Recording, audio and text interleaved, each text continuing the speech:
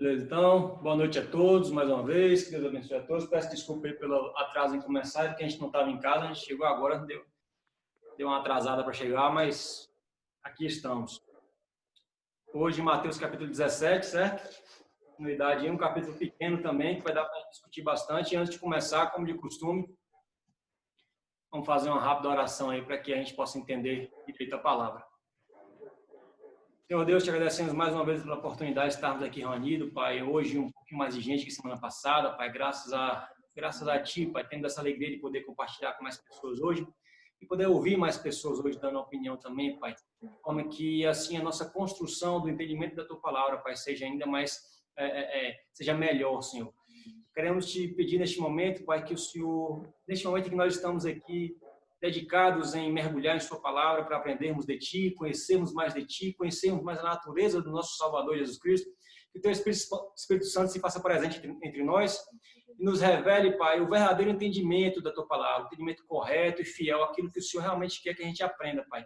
Traga para nós o aprendizado e a capacidade, Senhor, através da ação do Teu Espírito Santo, de colocar em prática esses ensinamentos na nossa vida diária, em nome de Jesus. Amém. Amém. Beleza, então, Mateus 17, como é um capítulo pequeno, acho que vale a pena a gente fazer como da outra vez. Lá a gente vai lendo e vai comentando, certo? Vou ler aqui na minha versão, vocês acompanham aí. Mateus 17. 6 dias depois, tomou Jesus consigo... Está gritando. 6 dias depois, tomou Jesus consigo a Pedro e os irmãos Tiago e João e os levou, em particular, a um alto monte. E foi transfigurado diante deles. O seu rosto resplandecia como o sol, e as suas vestes tornaram-se brancas como a luz. E eis que lhes apareceram Moisés e Elias, falando com ele. Então disse Pedro a Jesus: Senhor, bom é estarmos aqui. Se queres, farei aqui 3 tendas. Uma será a tua, outra de Moisés e outra para Elias. Falava ele ainda quando uma nuvem luminosa os envolveu. E eis, vindo da nuvem, uma voz que dizia: Este é o meu filho amado, em quem me comprazo. A ele ouvi. Ouvindo-a, os discípulos caíram de bruços, tomados de grande medo. Aproximando-se deles, tocou-lhes Jesus, dizendo: Erguei-vos e não temais. Então eles, levantando os olhos, a ninguém viram, senão Jesus. E descendo eles do monte, ordenou-lhes Jesus: A ninguém conteis a visão, até que o Filho do Homem ressuscite dentre os mortos. Mas os discípulos interrogaram: Por que dizem, pois, os escribas ser necessário que Elias venha primeiro? Então Jesus respondeu: De fato, Elias virá e restaurará todas as coisas. Eu, porém, vos declaro que Elias já veio e não o reconheceram. Antes, fizeram com ele tudo quanto quiseram. Assim também o Filho do Homem há de padecer nas mãos deles. Então os discípulos entenderam o que lhes falara a respeito de João Batista. Bom, alguém quer fazer algum comentário? Alguém quer falar alguma coisa já antes da gente... O Elias, então, no caso de João Batista, que eles estavam falando. Porque o próprio Jesus já tinha manifestado isso, né? Em um capítulo anterior, quando ele fala sobre João, ele fala que João é o Elias que haveria de vir. Sim. Só que o Elias, só que da época dele, no caso. Porque, na verdade, é o seguinte... Por que o nome Elias? Porque Elias foi representando talvez os maiores profetas, o profeta que teve as experiências maiores, o profeta que não passou pela morte, né? O profeta que foi arrebatado, assim como foi Enoque. E se a gente for olhar aqui, por que eles estão falando isso, né? De onde vem essa história de que Elias tinha que vir primeiro? Malaquias, capítulo 4, verso 5. Aliás, vou ler o capítulo 4 de Malaquias todo, é pequenininho, só para esclarecer aqui. Malaquias, um dos profetas, né? O último livro do Velho Testamento, em que o Senhor fala através do profeta da seguinte forma: Pois eis que vem o dia e arde como fornalha. Todos os soberbos e todos os que cometem perversidade serão como restolho. O dia que vem os abrasará. Abrasará transformará em brasas, né? Queimará, diz o Senhor dos Exércitos, de sorte que não lhes deixará nem raiz, nem ramo. Mas para vós outros que temeis o meu nome, nascerá o sol da justiça, trazendo salvação nas suas asas. Saireis e saltareis como bezerros soltos da estrebaria. Pisareis os perversos, porque se farão cinzas debaixo das plantas de vossos pés naquele dia que preparei, diz o Senhor dos Exércitos. Lembrai-vos da lei de Moisés, meu servo, a qual lhe prescrevi em Horebe, para todo Israel, a saber, estatutos e juízos. Eis que eu vos enviarei o profeta Elias, antes que venha o grande e terrível dia do Senhor. Ele converterá o coração dos pais aos filhos e o coração dos filhos aos seus pais, para que não venha e fira a terra com maldição. Para que eu não venha e fira a terra com maldição. Ou seja, através do profeta Malaquias, Deus já tinha avisado aos israelitas de que antes de que viesse o Senhor Jesus para ter o seu ministério aqui na terra, para cumprir o seu propósito de morte de cruz para a salvação dos eleitos, e daquele dia que ainda há de, esses dois que eu falei já aconteceram, né? E aquele dia que ainda há de vir, que é o dia da volta do Senhor Jesus, antes que isso acontecesse, o Senhor mandou um precursor, um mensageiro, e como a Bíblia nos conta, lá nos próprios evangelhos que nós já lemos aí, João Batista começou a profetizar nos desertos de que ele introduziu uma nova aliança, uma aliança de que o Messias viria salvar o seu povo, de que era necessária a salvação através do Filho de Deus, e que começou a anunciar as boas novas, que os israelitas não tinham sido capazes, não seriam mesmo capazes de se salvar pela observância das leis, e que, portanto, havia uma boa notícia de que agora, já que isso era ineficaz, na verdade, se manifestou aquilo que era plano desde o princípio, que era o plano de Deus, que era a salvação através do Messias. Então, antes que Jesus viesse, veio Elias e anunciou isso aí para o povo de Israel. Alguns creram, outros não creram. E a gente já sabe, porque já discutimos aqui em semanas anteriores, o que aconteceu com João Batista por conta da palavra, por conta de defender aí de pregar o evangelho, né? Ele foi preso pelo rei Herodes porque denunciou e não concordou com o adultério que Herodes cometia, e por esse motivo, movido pela mulher que dominava os seus pensamentos, Herodes mandou então decapitar João Batista. Mas para a gente não fugir do tema, a gente já adiantou um pouquinho a discussão sobre o Elias que haveria de vir, que Jesus está dizendo que já veio, na verdade. Qual é o cenário aqui, né? O cenário da transfiguração. Jesus pegou Pedro, Tiago e João e levou os três para um monte. E se a gente for olhar aqui nos demais evangelhos, e até baseado em outras traduções, a Bíblia nos conta que os três, Jesus estava lá orando, enquanto os três apóstolos que foram com ele estavam dormindo. Mas, de repente, eles acordaram. Em alguns lugares vai dizer que eles estavam com bastante sono, em outras traduções vai dizer que eles estavam dormindo. Em algumas traduções em inglês vai dizer isso claramente, que eles estavam dormindo e acordaram. E quando acordaram, eles deram de cara com Jesus glorificado, um Jesus transformado, um Jesus cujas vestes eram extremamente brancas. Acho que o livro de Marcos, se não estiver enganado, vai dizer aí que as vestes de Jesus eram tão brancas que nenhum lavadeiro da terra era capaz de deixar essas roupas tão brancas, tanto que Jesus estava glorificado e purificado. E o seu rosto também era como se fosse a luz do sol, o brilho do sol.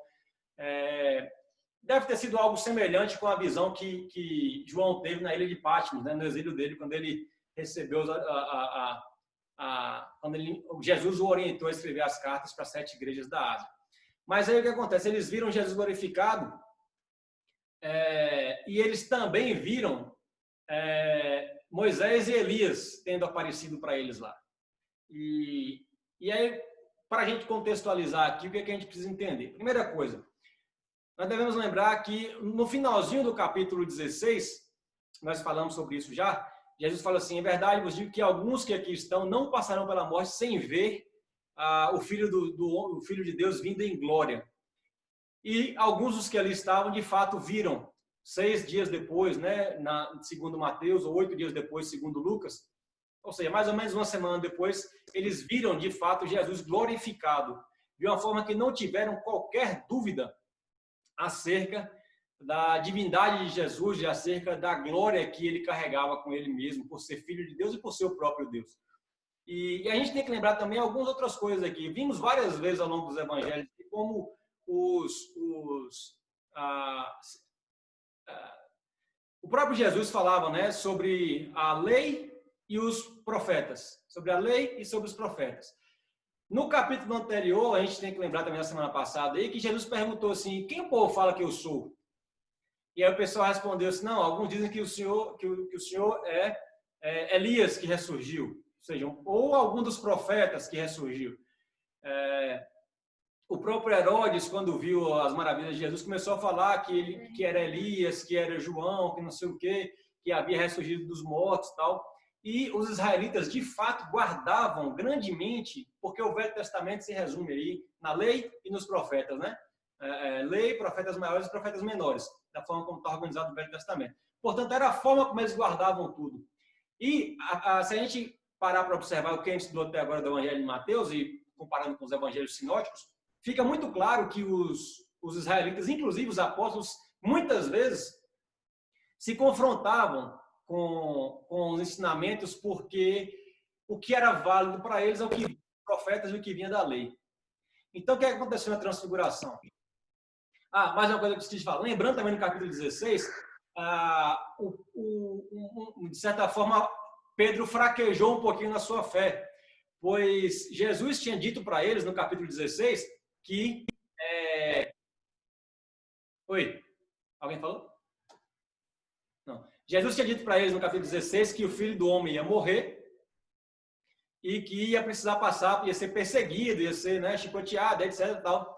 E aí, Pedro virou e falou com ele o quê? Jesus, tem misericórdia do Senhor mesmo, tem de compaixão de ti mesmo, tal. Aquilo que a gente falou sobre a gente querer ter peninha de nós mesmos, né? E Jesus respondeu como: arreda, Satanás, sai fora, Satanás.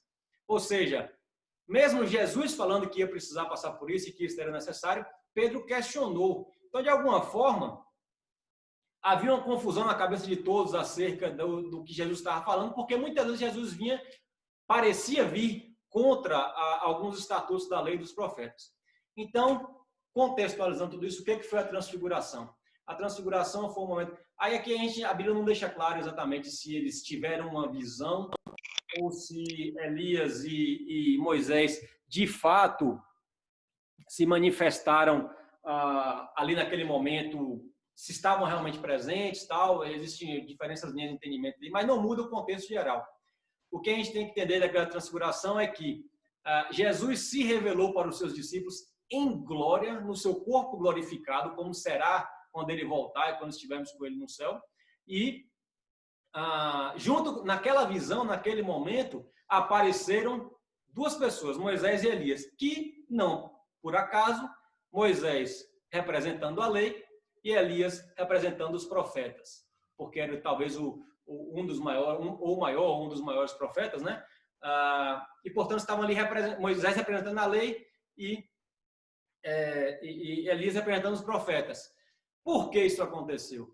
Porque, como eu falei, a lei e os profetas eram em que se baseavam os israelitas até esse momento.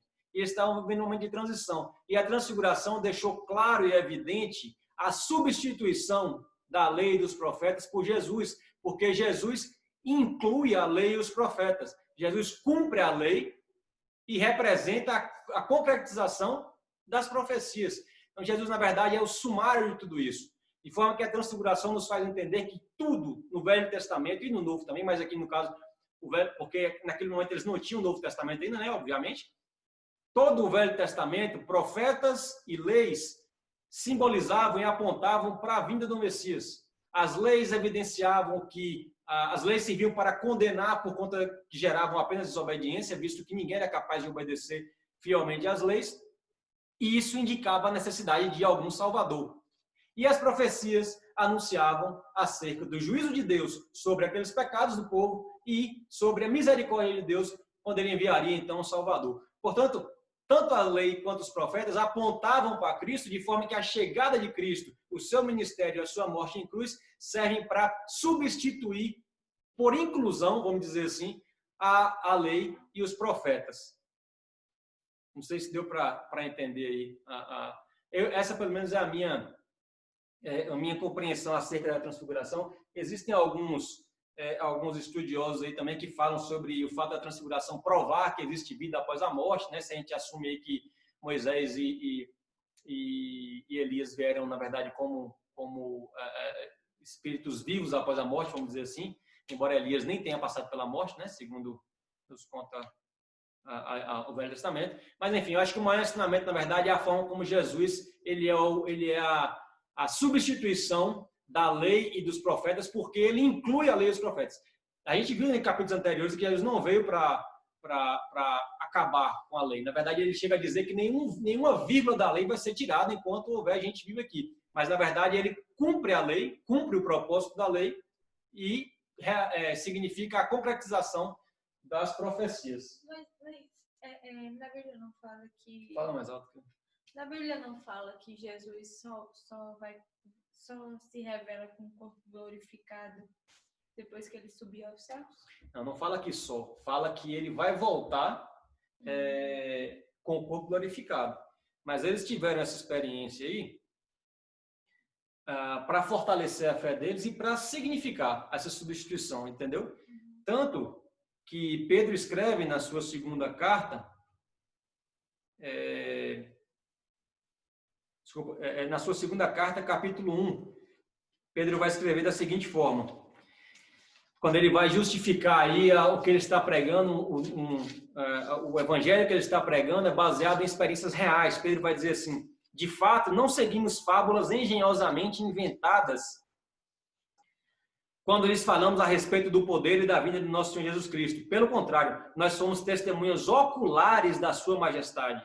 Ele recebeu honra e glória da parte de Deus Pai, quando da suprema glória lhe foi dirigida a voz que disse, este é o meu filho amado em quem me agrado, ou em quem me comprazo, né? Na tradução que nós lemos. Nós mesmos ouvimos essa voz vinda do céu quando estávamos com ele no Monte Santo. Ou seja, depois daquele episódio ali, não havia mais dúvidas sobre a majestade gloriosa de Jesus Cristo para aqueles que presenciaram. E vale lembrar que essa frase não nos é desconhecida, né? Este é o meu filho amado em quem me comprazo. Quando foi que nós ouvimos isso outra vez? No batismo. No batismo de Jesus foi a mesma voz e a mesma frase que foi falada por Deus. Porque o que Deus está dizendo para os apóstolos e para os israelitas, todos aqueles que presenciaram assim, este é o meu filho. Ele substitui tudo que teve até agora porque ele cumpre tudo que se exigia até agora. Entendeu? E aí o que acontece? Como havia essa confusão aí sobre lei, profeta, não sei o que e tal, Deus, além de tudo, completa a frase, esse é o meu filho amado em quem me comprazo, a ele vocês devem ouvir.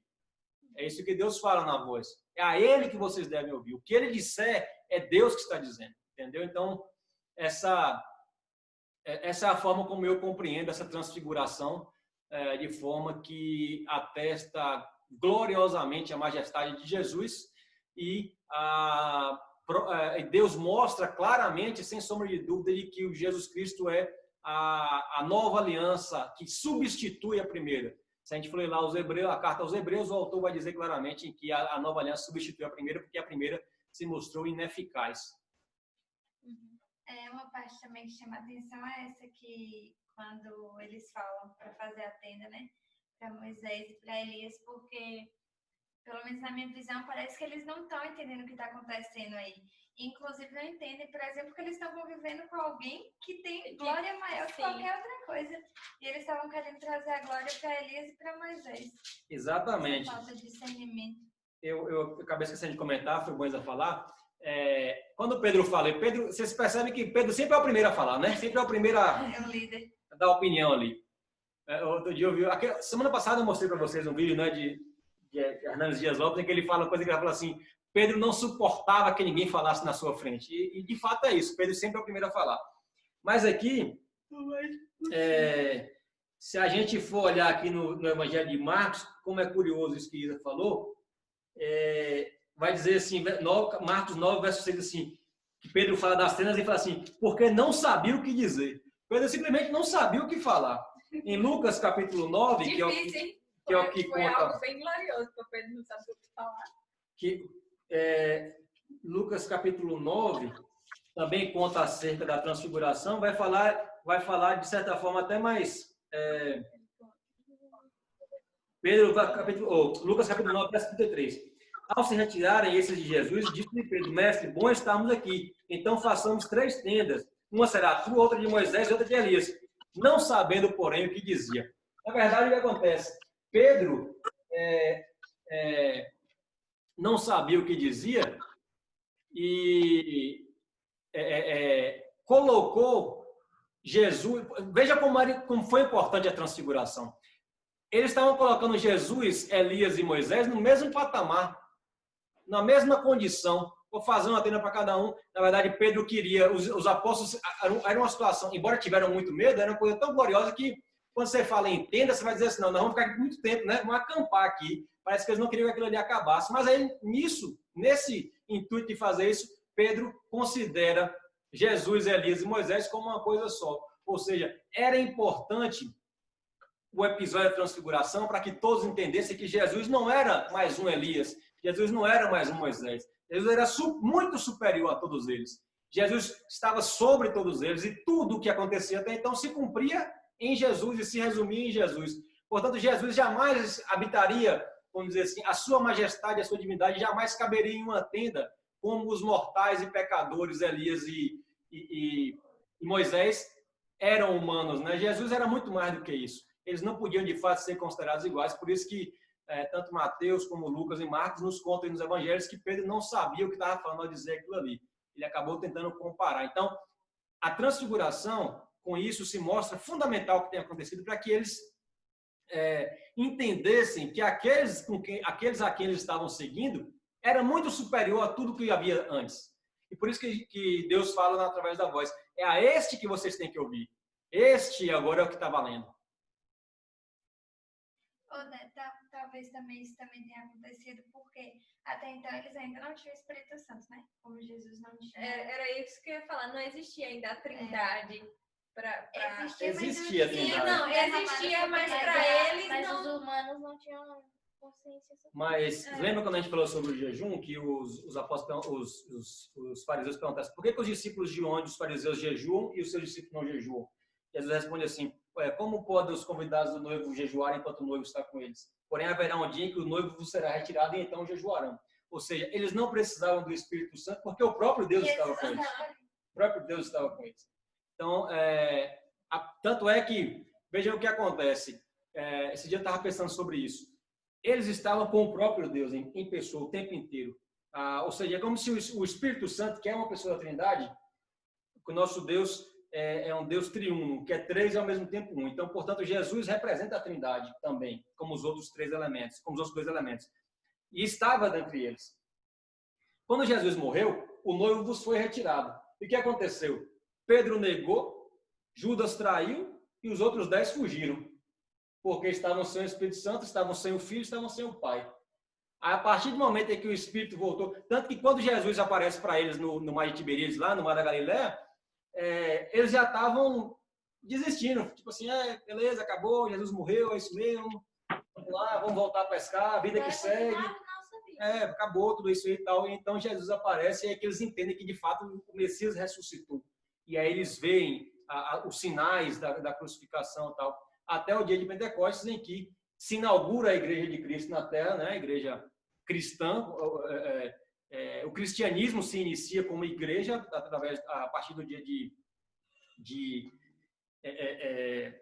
Pentecostes, em que havia ali cerca de 120 crentes, e após a manifestação do Espírito Santo e a pregação de Pedro, 3.000 pessoas se convertem naquele primeiro dia ali, e dali para frente a igreja só cresceu e continua crescendo até hoje, graças a Deus. Então, por exemplo, a gente não poderia dizer que talvez a dureza do coração deles estava relacionada pela falta do Espírito, já que Jesus, o próprio Deus, estava com eles, né? Porque assim, existem momentos que a gente percebe, por exemplo, na época que a gente vê de Êxodo, do exílio, o Espírito Santo ele descia em pessoas específicas, né? Então o coração deles era mais endurecido. Então eu pensei que talvez isso poderia ter acontecido com Pedro, porque ele não estava tendo esse discernimento que o Espírito Santo estava dando. Mas como ele tinha a presença de Jesus, era como se ele tivesse a Trindade, mas não da forma do Espírito Santo. Então ele já estava sendo sensibilizado. Não sei se você entendeu. Entendi, mas assim, concordo com você. A grande questão é assim, a presença do Espírito Santo em nossas vidas hoje não nos torna perfeitos. Não, sim. Então, nós somos sujeitos às tentações da carne. Ou seja, Pedro, com Jesus, duvidou de Jesus no capítulo anterior, quando ele disse que Jesus não tinha que morrer. Não, isso não tem que acontecer com você, não, tal. Então, assim, o fato de Jesus estar com eles não os tornava perfeitos. Jesus os moldava e o Espírito de Jesus ali fazia as coisas aconteciam exatamente da forma como Jesus queria. Mas dava uma sensibilidade, né? O Espírito Santo sim. dá uma sensibilidade maior, digamos assim. Com certeza. Alguém mais quer comentar? O pastor está aí, quer falar alguma coisa, pastor? Ele tá sem óculos.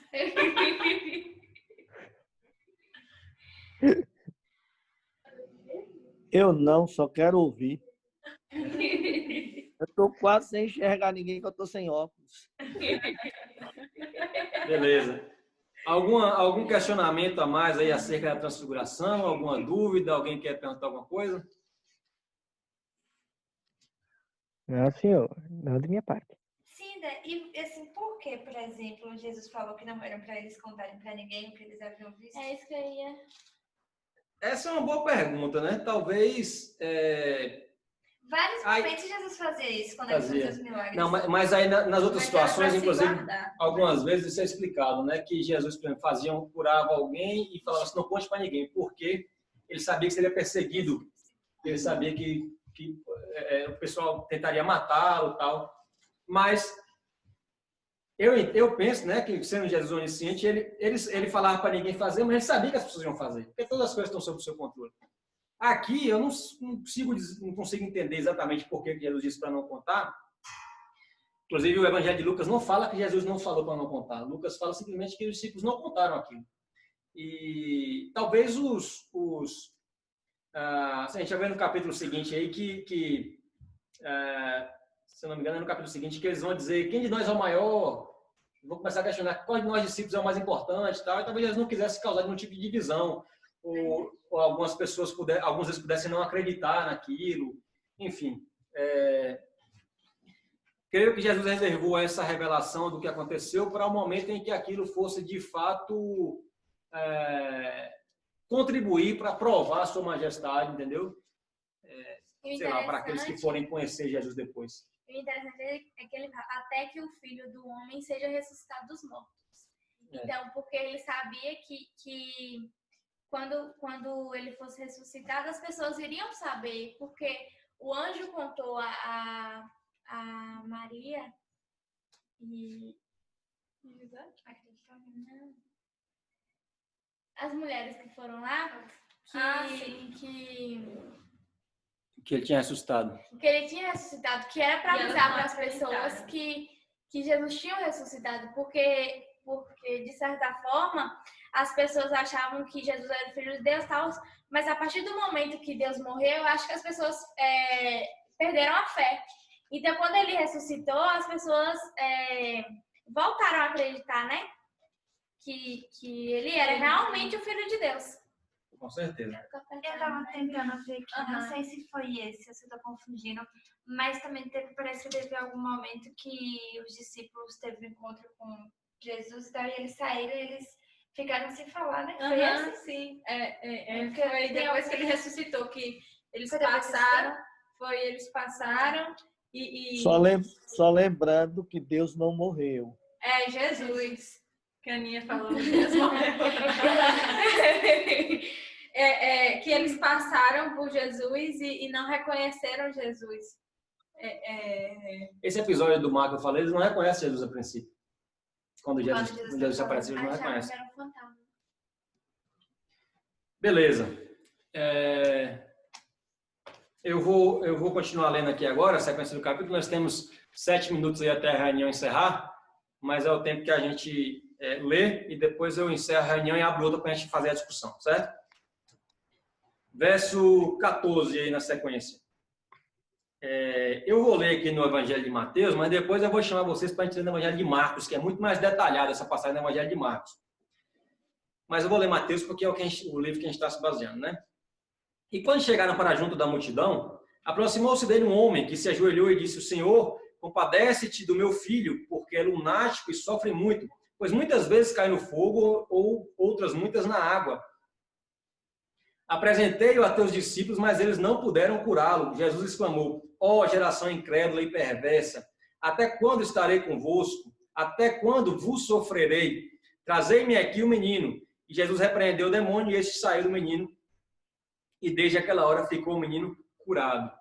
Então os discípulos, aproximando-se de Jesus, perguntaram em particular: por que motivo não podemos nós expulsá-lo? E ele respondeu: por causa da pequenez da vossa fé. Pois em verdade vos digo que se tiverdes fé como um grão de mostarda, direis esse monte, passa daqui para acolá, e ele passará. Nada vos será impossível. Mas esta casta não se espelhe senão por meio de oração e jejum. Então precisa jejuar, né?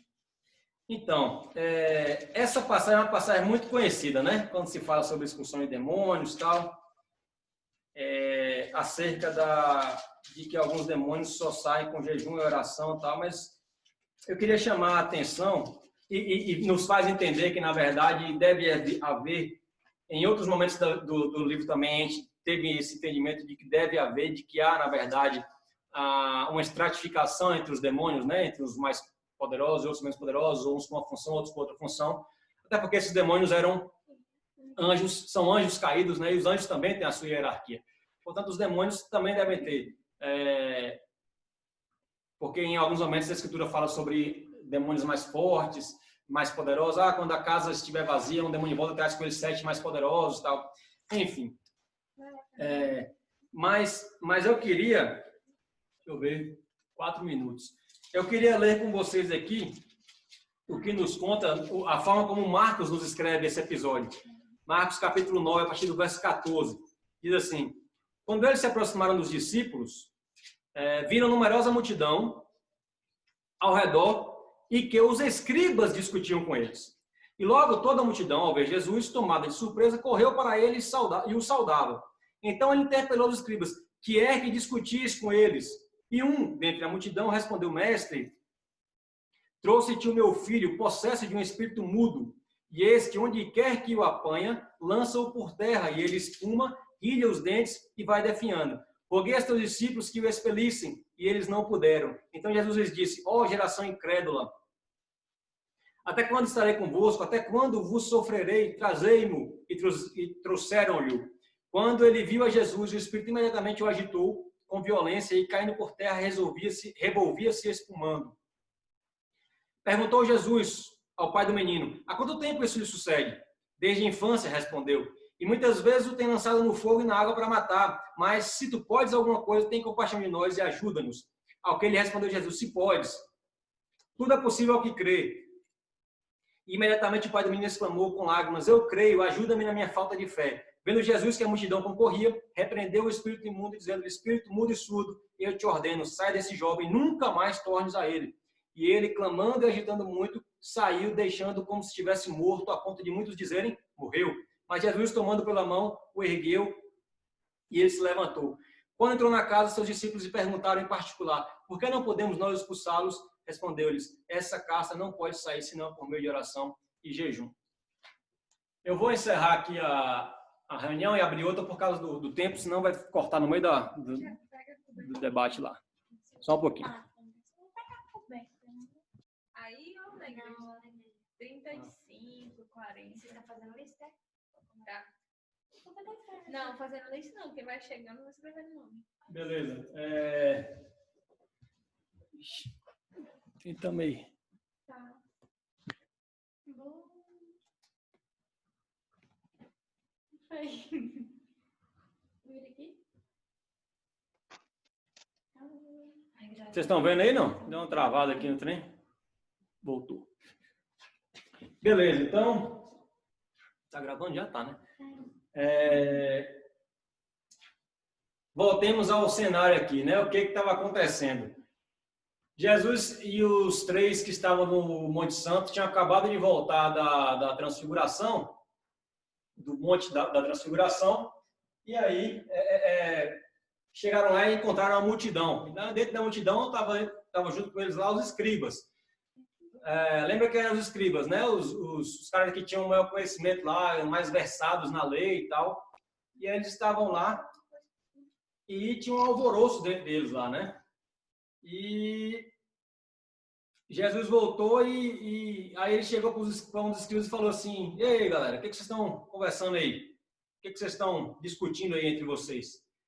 Aí foi que veio um dos caras que estavam lá e falou: Jesus, pelo amor de Deus, cura aqui meu filho aqui, endemoniado, e ele está há muito tempo aqui, o Espírito joga ele no fogo para ele se morre, joga ele na água para ele se morre e tal, ele não morreu até hoje, mas aí ele pede Jesus para libertar e fala que os discípulos não conseguiram, e aí Jesus dá uma chamada de orelha em todo mundo, e numa palavra simples lá, expulsa o demônio e o menino fica liberto. E aí finaliza com o texto de que essa caça só sai com jejum e oração. Eles sabiam que expulsavam em nome de Jesus? Sabia, depois, esse episódio aconteceu depois que Jesus já tinha enviado os discípulos, né, os 12, para a viagem missionária deles inicial, em que eles fizeram muitas maravilhas em nome de Jesus. Então, eles já tinham conhecimento disso, né? E aí, o que é que tem de curiosidade, né, no meu entendimento, nessa passagem, nesse texto aí? Tem algumas palavras que chamam a atenção na descrição que Marcos faz dessa passagem. A primeira coisa é que estavam lá os escribas nós já sabemos que eram pessoas que se baseavam muito na lei, mas se esqueciam um pouco do amor e da fé e tal. E aí eles estavam lá interpelando, e esses escribas certamente foram alguns dos que tentaram ali expulsar os demônios junto com os discípulos. E Jesus estava voltando com 3 de seus apóstolos. Os outros apóstolos possivelmente estavam lá juntos naquele momento.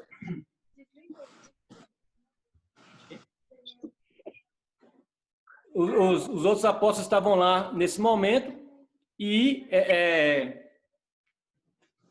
aí o que acontece? O cara vai e pede Jesus para expulsar o demônio do filho dele. Por que Jesus fala no final que essa casta só sai com jejum e oração? Eu entendo que Jesus fez aqui 2 advertências. Uma delas é de que os seus discípulos e, consequentemente, nós devemos sempre agir pela fé, e que tanto que no próprio Evangelho de Mateus, ele fala que os discípulos não conseguiram porque pequena é a fé deles. Mas eu acho que o texto de Marcos nos chama muito mais a atenção para a falta de fé da família, do pai do cara. Vejam que quando o cara chega para Jesus, ele fala assim: Jesus, se o senhor pode fazer alguma coisa, faça. E Jesus responde, na minha tradução tem assim, se podes, exclamação, mas em outras traduções tem assim, se eu posso? Tipo assim, você está perguntando se eu posso fazer isso? Ou seja, aquele cara tinha dúvidas sobre o poder de Jesus. Tanto tinha dúvida, que Jesus responde assim, tudo é possível ao que crê. Aí o cara, chorando, reconhece e diz assim, então me ajuda com a minha falta de fé, me ajuda com a minha incredulidade. Me ajuda com a minha incredulidade, porque ele entendeu que faltava fé da parte dele para que as coisas, ou seja, para que houvesse a manifestação, vamos dizer assim. Ele tinha pouca fé, ele não cria que aquilo de fato podia acontecer, até aquele momento em que Jesus se manifesta diante dele, e ele fala assim, Jesus, eu reconheço que eu tenho pouca fé, me ajuda com a minha falta de fé. Jesus vai, em uma palavra, expulsa o demônio. E aí os discípulos perguntam, por que a gente não conseguiu? Aí Jesus fala, porque pela pequenez da nossa fé, na verdade, vos digo que se tiverem fé semelhante ao grão de mostarda, não sei se vocês já viram um grão de mostarda, mas é uma das menores das sementes, né?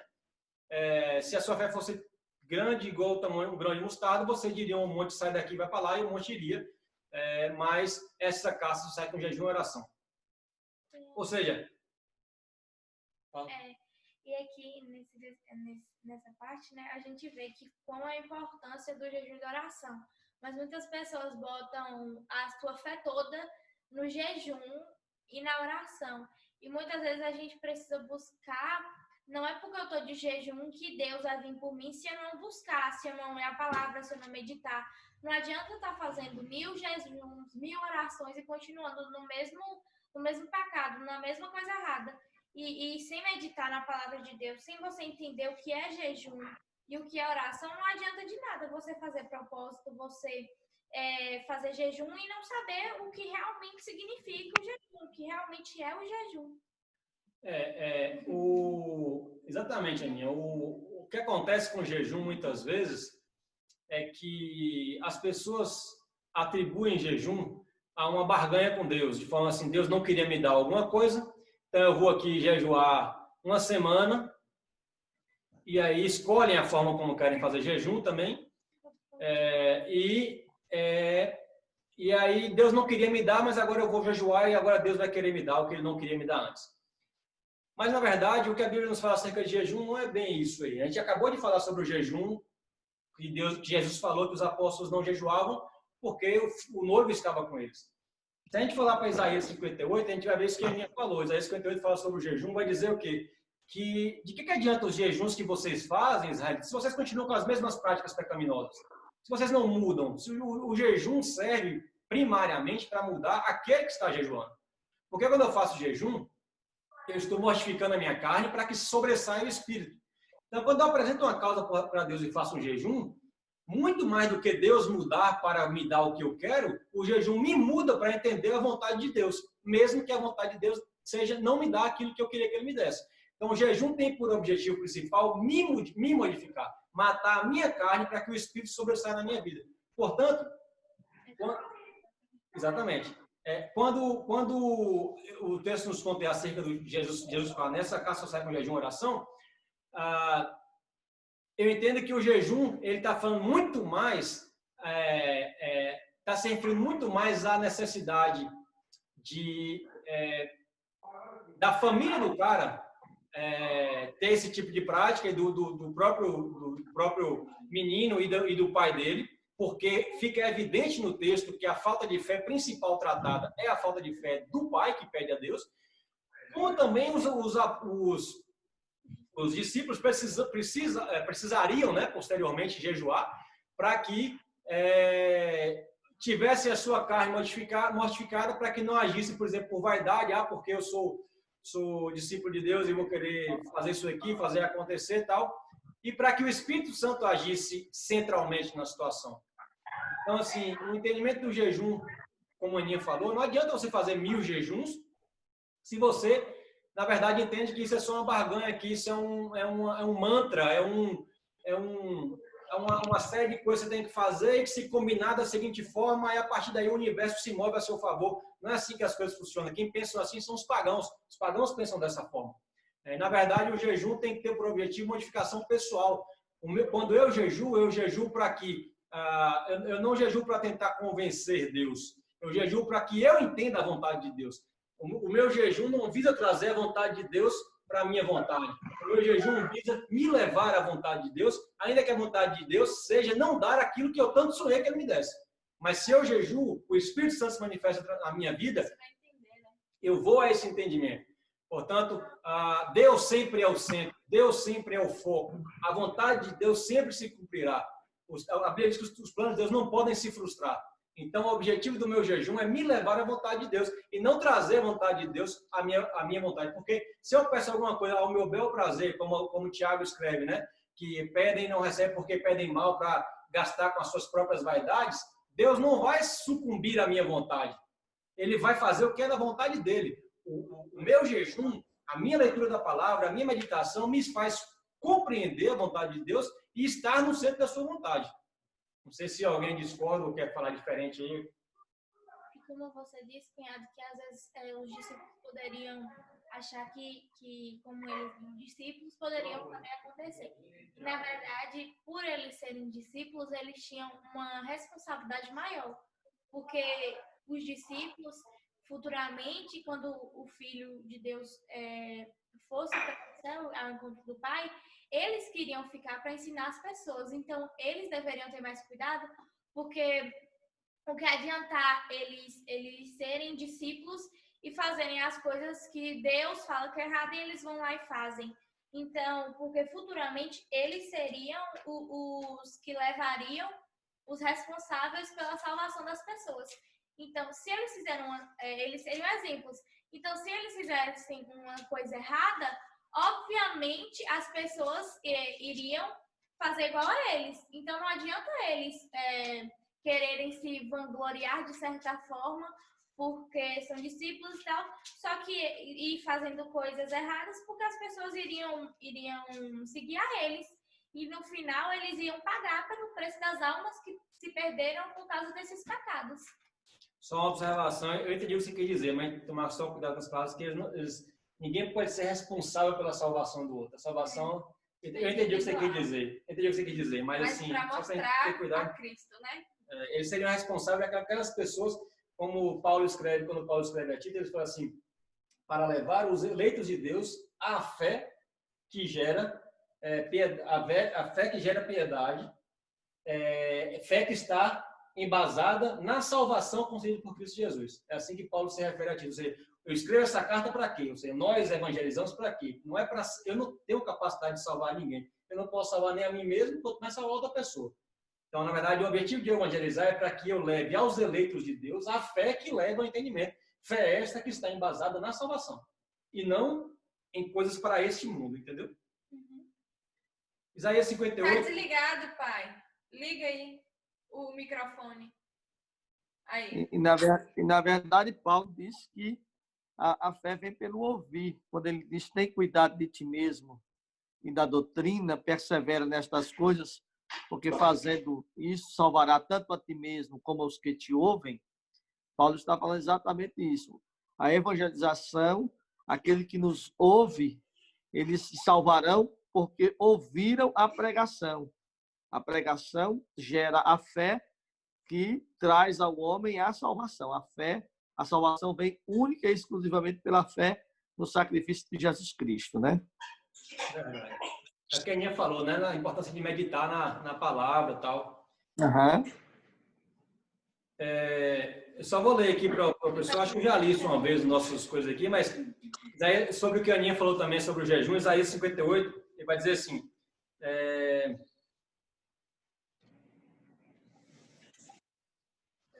clama em plenos pulmões, não te detenhas, ergue a voz como trombeta e anuncia ao meu povo a sua transgressão e à casa de Jacó os seus pecados. Deus falando através do profeta Isaías. Deus fala assim, Isaías, fala para esse povo os pecados deles. Aí fala assim, mesmo neste estado de pecado, né, que ele acabou de falar, ainda me procuram dia a dia, têm prazer em saber os meus caminhos. Como o povo que pratica a justiça e não deixa o direito do seu Deus, pergunta-me pelos direitos da justiça, tem prazer em chegar a Deus dizendo, por que jejuamos nós e tu não atentas para isso? Que é o Deus falando assim, vocês ainda me perguntam isso, israelitas. Por que nós jejuamos e o Senhor não se atenta para isso? Por que afligimos a nossa alma e tu não levas em conta? Eis que, no dia em que jejuas, cuidais dos vossos próprios interesses e exigis que se faça todo o vosso trabalho. Eis que jejuas para contendas e rixas e para feridos com punho iníquo. Jejuando assim como hoje, não se fará ouvir a vossa voz no alto. Seria esse o jejum que escolhi? Que o homem um dia aflige a sua alma, incline a sua cabeça como junco e estenda debaixo de si pano de saco e cinza? Chamarias tu a isso jejum e dia aceitável ao Senhor? É uma pergunta, né? Aí ele responde, porventura, não é esse o jejum que escolhi? 2 pontos. Que soltes as ligaduras da impiedade, desfaças as ataduras da servidão, deixes livres os oprimidos e despedaces todo o jugo. Porventura não é também que repartas o teu pão com o faminto e recolhas em casa os pobres desabrigados e vires o nu, o cubras e não te escondas do teu semelhante? Então romperá a tua luz como a alva e a tua cura brotará sem detença. A tua justiça irá diante de ti e a glória do Senhor será a tua retaguarda. Ou seja, através do profeta Isaías, Deus fala claramente que o jejum. Porque muitas vezes a gente pode estar pensando, não, eu posso estar na vida que eu estiver levando, mas eu jejuando aqui tá de boa, estou cumprindo o que tem que fazer. E um exemplo muito claro disso é Nicodemos, né? Nicodemos chega para Jesus e fala assim, Jesus, eu sou um fariseu por excelência, ou seja, oro 3 vezes por dia, na posição que eu tenho que orar, observo todas as leis, guardo o sábado, jejuo, faço tudo. Aí Jesus responde, rapaz, sei de nada adianta se você não nascer de novo. Ou seja, resumindo isso aqui que ele acabou de falar, que você se preocupa com o menos favorecido, que você se preocupa com o nu, que você tenha compaixão dos mais necessitados, e etc, né? Também aquela questão assim, eles atribuíam muito aquilo que eles faziam unicamente ao perdão do Senhor, né? É somente o que eles faziam, não a intenção, que é o que Joel também traz no livro dele, que ele fala bem assim, que antes deles fazerem os sacrifícios, queimarem os cereais, que eles deveriam se arrepender de coração. Então, ou seja, não adianta nada você estar jejuando se você não tem a intenção correta. Porque Deus conhece seu coração, né? Então, acho que eles erravam muito nessa parte aí, o que a gente muitas vezes erra também. Exato. Às vezes a gente dá, eu até comentei esses dias, que às vezes a gente dá esmola pecando, porque se você estiver dando esmola que a gente se reconhecer, não vai adiantar nada. Exatamente. A gente não faz mais sacrifício de animais, a gente não faz mais sacrifício de animais, a gente não tem uma série de coisas que a gente não faz mais, mas será que muitas vezes a gente não quer se justificar dizendo assim, não, eu levo uma vida aqui imunda que só eu e Deus conhecemos, mas todo domingo eu estou no culto, bem vestido e com a Bíblia embaixo do braço. Se alguém pergunta se sou crente, eu falo, sou crente, não sei o quê. Mas no meu íntimo, eu sou impuro. Como diz aquela música Trazendo a Arca, quem é você quando ninguém vê? Quem é você longe do altar? Quando fala assim, Apenas no domingo. Deus e o travesseiro sabem quem é você. Por que Deus e o travesseiro? Deus que conhece todas as coisas, o travesseiro que é onde você bota sua cabecinha para pensar o que eu fiz hoje e tal. Mas às vezes a gente está pensando que eu posso fazer o que eu quiser. Se eu mantenho uma série de rituais que para as pessoas me mostram como crente, jejum, não sei o que, tá beleza. É como Paulo escreve aos Gálatas, lá no capítulo 6. Essas pessoas querem se glorificar pelo próprio corpo, ou seja, as coisas que eu faço estão me glorificando, sem que eu tenha realmente nascido de novo por amor a Cristo. Peraí, meu pai tava querendo saber quem é que tava falando. Quem tá falando é Isa, pai. Isa de Cacá e Valéria. E também, muitas vezes, eu estava assistindo uma palestra e o palestrante falou, o pregador falou que às vezes as pessoas acham que Bíblia é um desodorante diferente, porque só vive debaixo do braço. Que a pessoa nunca pega a Bíblia, só na hora de ir para a igreja, bota a Bíblia debaixo do braço, achando que Bíblia é desodorante, só que de multicores, né? Falou assim, de cores diferentes e de formas diferentes, né? Mas exatamente. Ou então amuleto, né? Se você não tomar banho, não tem desodorante que resolva. Né? Então, se você não viver a palavra de Deus, não tem Bíblia embaixo do braço que resolva. Não comentando enquanto estava contando aqui. Boa analogia. Eu acho que às vezes a gente, na verdade, eu estava até ouvindo. Tá dentro da minha bolsa aqui. Deixa eu pegar.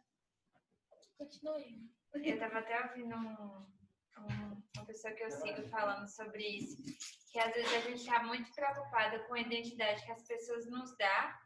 Então, a gente sempre está fazendo as nossas ações, os nossos rituais religiosos, simplesmente para comprovar para as pessoas que nós seguimos a Deus, mas, na verdade, nosso coração não faz referência ao Senhor, né?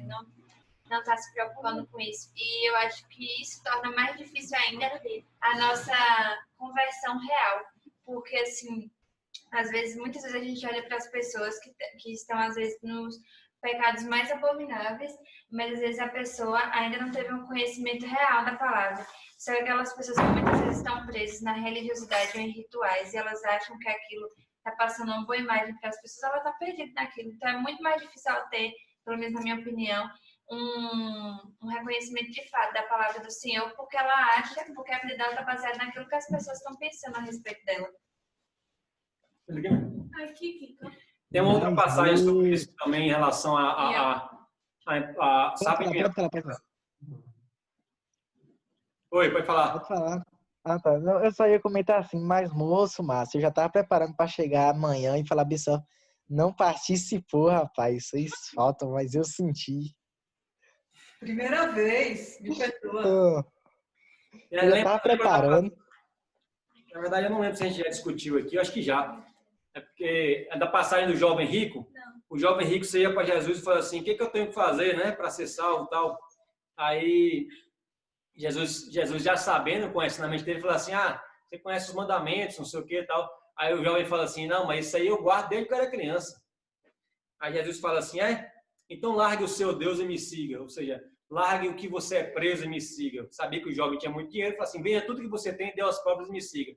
Aí o cara... Ou seja, em outras palavras, Jesus falou assim, nasça de novo, morra o seu homem que serve ao Deus Mamon, no caso lá, né? E nasça um homem que venha servir a mim. Aí o cara, pai, melhor não, tal, saiu triste porque tinha muitas coisas, né? Mas, enfim, a gente chegou nisso porque mesmo tá falando de jejum, não foi? Foi. Beleza, mas então voltando, nós já falamos sobre isso quando falamos sobre o capítulo 6, lá sobre o Sermão da Montanha, né? Em que Jesus fala se refere a jejum, oração e caridade como coisas corriqueiras da vida do verdadeiro cristão. A gente deve orar com frequência, a gente deve jejuar com frequência, porque é a forma como nós aí mortificamos a nossa carne e deixamos sobressair o espírito, né? Se a gente for lá lembrar lá também de Gálatas 5, lá, a luta da carne contra o espírito, é uma balança. quando um fortalece, o outro, né, tem menos espaço, vamos dizer assim. E é isso que eu acho que Jesus quer dizer sobre isso daí. A nossa fé também é edificada através do jejum, porque se a fé é dom de Deus e se o Espírito Santo tiver mais presença em nossas vidas, através de uma menor presença da carne, de um menor poder da carne, certamente que a nossa fé também será mais forte, inclusive para expulsar demônios, como nós vimos aí nesse momento aí, desse pai praticamente incrédulo, que chega para Jesus e pergunta: Jesus, se o senhor puder, né, se tiver ao seu alcance fazer alguma coisa, faça aí. Quando na verdade nós vimos até, lembra da mulher Jesus falou lá da mulher que ele fala assim: não vi em Israel uma tamanha fé, em que não na outra dos cachorrinhos, do fluxo de sangue, ele fala assim, ela não pergunta se ele pode, né? Ele pede para ela fazer. Em outros lugares a gente pode perguntar assim: se queres. Tem outro momento em que ela acreditou que não precisava nem falar com ele, só tocar nas vestes. O centurião falou assim: não precisa nem ser nem em casa, não. Basta você falar daí mesmo aí, basta uma palavra que sai da sua boca e meu servo será curado. Ao passo que esse cara aqui fez aqui: se tiver o seu alcance. Então, o que acontece? Para que a gente não tenha uma fé como a desse cara aqui, que a nossa fé seja fortalecida, a gente precisa jejuar e orar. Porque tem coisas que só vão acontecer com jejum e oração. Não jejuar e orar para barganhar com Deus, como eu falei. E sim para que eu alcance o entendimento da Escritura, para que eu seja movido à vontade de Deus. E não achando que a vontade de Deus vai se mover às minhas vaidades. Certo? Mais algum comentário aí? Pastor quer acrescentar alguma coisa? Os meninos querem perguntar alguma coisa? Beleza, então continuando aí, verso 22. Reunindo eles na Galiléia, disse-lhe Jesus: o Filho do Homem está para ser entregue nas mãos dos homens, e estes o matarão, mas ao terceiro dia ressuscitará. Então os discípulos se entristeceram grandemente. Não tem muito o que comentar aqui, né? A gente já sabe, não é a primeira vez que Jesus anuncia a sua morte e a sua ressurreição, que será perseguido, que passará por todas as aflições. Isso já aconteceu. E a última história do capítulo aí, no caso, verso 24 em diante. Tendo eles chegado a Cafarnaum, dirigiram-se a Pedro os que cobravam o imposto das 2 dracmas e perguntaram: não paga o vosso mestre as 2 dracmas? Sim, respondeu ele. Ao entrar Pedro em casa, Jesus se antecipou dizendo: Simão, o que te parece? De quem cobram os reis da terra impostos ou tributo? Dos seus filhos ou dos estranhos? Respondendo Pedro, dos estranhos, Jesus lhe disse: logo, estão isentos dos filhos. Mas, para que não os escandalizemos, vai ao mar, lança um anzol, e o primeiro peixe que fisgar, tira-o, e abrindo a boca acharás um estáter. Toma-o e entrega-lhe por mim e por ti. Eu não sei como é que é a tradução de vocês aí, mas só para contextualizar, dracma se refere a uma moeda que se equivale a um denário, né? Que é o equivalente ao pagamento da diária de um trabalhador. E o imposto era de 2 dracmas. Cada pessoa pagava 2 dracmas. Um estáter, que é a moeda que está na boca do peixe, é uma moeda que equivale a 4 dracmas. Então, quando Jesus fala um estáter, significa que divide a 4 dracmas para Pedro pegar aquela moeda e dar o pagamento de imposto. Porque das 4 dracmas, 2 do imposto de Jesus, 2 do imposto de Pedro. Então, o que é que Jesus fala aqui acerca disso, né? Primeiro,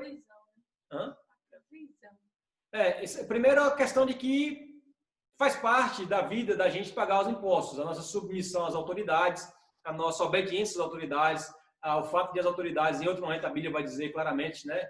Romanos 13 fala sobre isso, sobre as autoridades, todas elas são instituídas por Deus, nenhuma autoridade se faz se não for por Deus. E muitas vezes a gente vai se perguntar: mas todas são feitas por Deus? E aquelas que fazem mal, que não sei o quê? E Hitler, que era uma autoridade e fez muita coisa? Deus sabe por que ele instituiu essas autoridades, mas todas elas são instituídas por Deus, né?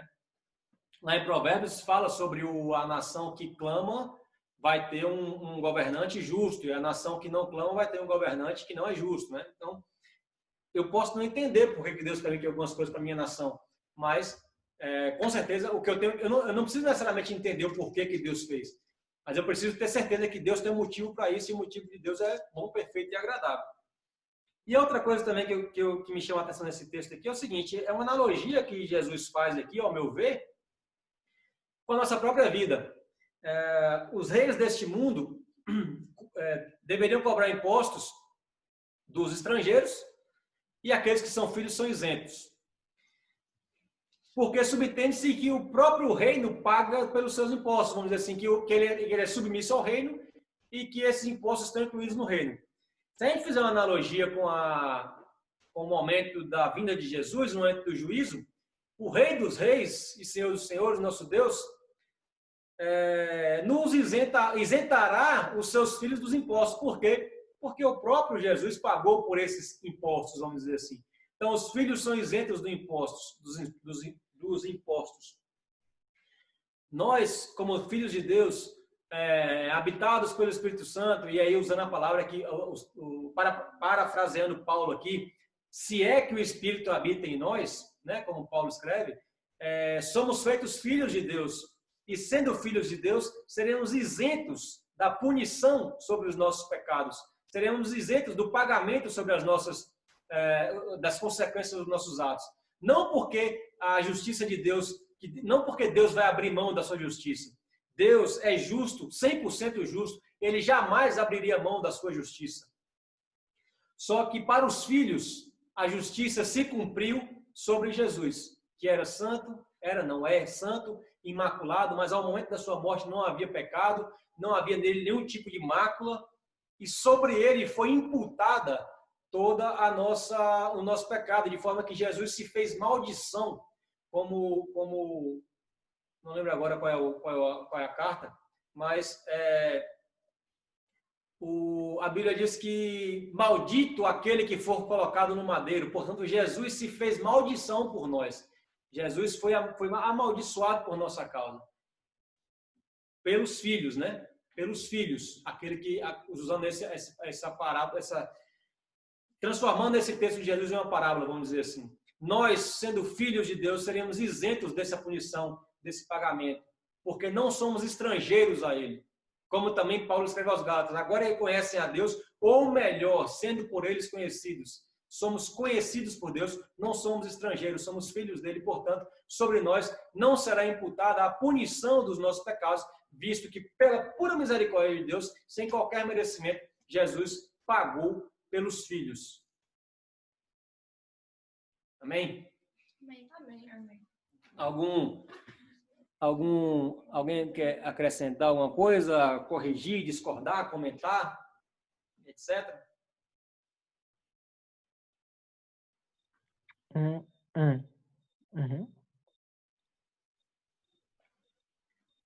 Então, amém. Ninguém mais quer comentar? Todo mundo com fome, quer jantar? Verdade. A cara do coral. Bom, então eu acho que foi mais um capítulo de bastante aprendizado. Eu, pelo menos, aprendi bastante. Eu agradeço a Deus, assim, eu fiquei muito feliz com essa questão da transfiguração, assim, a interpretação.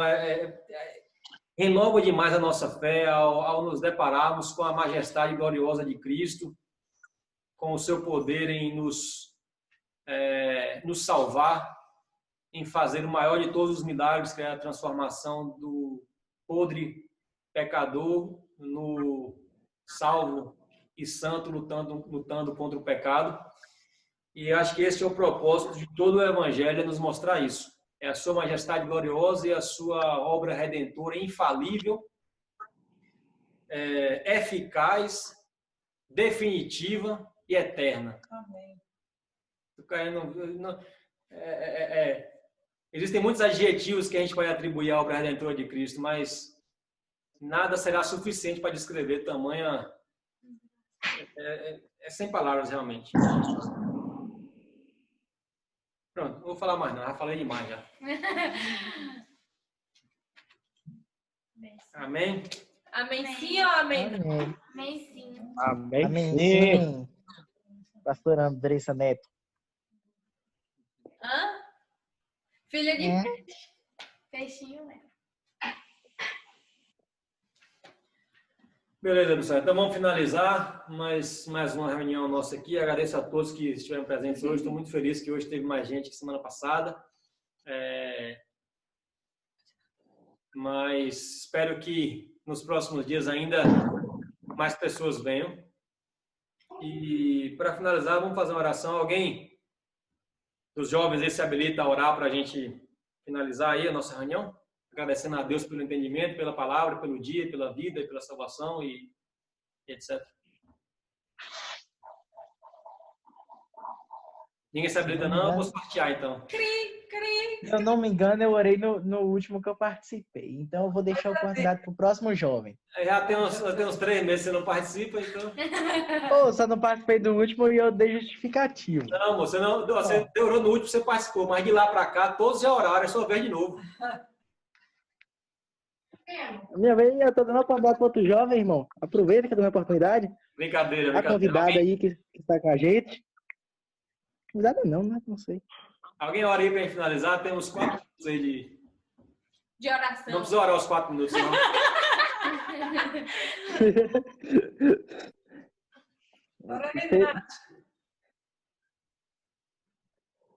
Senhor Deus, nós te louvamos pela vida de cada um dos que estão participando nesse momento, pela graça do teu Espírito que em nós habita, pela salvação que se manifestou em nós por tua bondade, por tua misericórdia, e por sabermos que a piedade e a vocação que o Senhor tem nos dado não nos pertence, mas vem do Senhor, e por isso glorificamos o teu nome, ó Deus, pela beleza da tua santidade. Pedimos agora que o Senhor nos dê a sua graça, o entendimento, que o teu Espírito nos revele a tua palavra, nos encha da plenitude e da graça de Cristo para podermos enfrentarmos e vencermos esses dias maus. Toma as nossas famílias em tuas mãos, o governo da nossa nação em tuas mãos, por amor do teu nome. Dá-nos a bênção da tua presença dia após dia e nos prepara para o dia glorioso do Senhor. Deus, te pedimos também que o Senhor nos ajude e no culto de logo mais amanhã, quando nos reuniremos, meu Deus, nesse novo período, que o Senhor possa nos ajudar a cultuar a Ti em verdade e espírito, com alegria, Senhor. Toma cada jovem em Tuas mãos e nos dá a Tua bênção, te oramos em o nome de Jesus. Amém. Amém. Amém. Hein, Décio? Lembra do negócio lá, viu? Dos Nephilim, Não, manda a pergunta aí que a gente responde. Manda a pergunta que a gente responde. Eu quero fazer uma pergunta. Se ferrou. Pergunta aí que eu pergunto ao pastor depois. Não, eu vou fazer a pergunta. Por que é que padre não casa e pastor casa? Porque pastor é mais abençoado. Peraí, cara. Por que é? Porque pastor tá mais abençoado. Nada disso. Eu estou perguntando, eu quero as respostas. Eu não sei, não. Décio? Eu não vou responder, não, porque a resposta vai ser polêmica. Porque pastor é sabido. Pastor é sabido.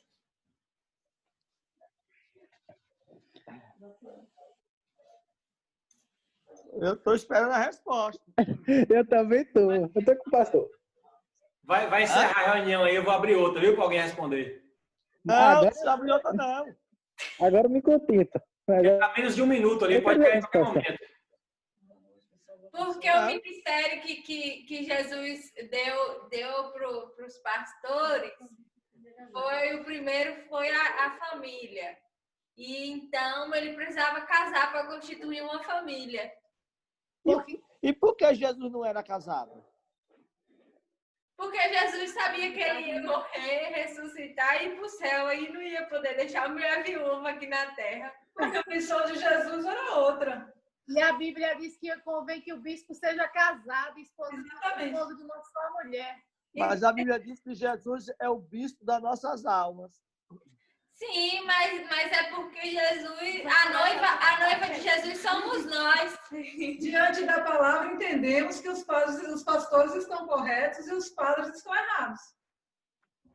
Por quê? Por quê? Desce, qualquer coisa você abre outra aí, que agora vai render. Vai começar outro debate Porque agora. exatamente a Bíblia disse que os devem ser casados, devem ser, para conduzir um rebanho, precisa primeiro conduzir sua família. Mas Paulo fala que alguns é melhor que sejam como ele.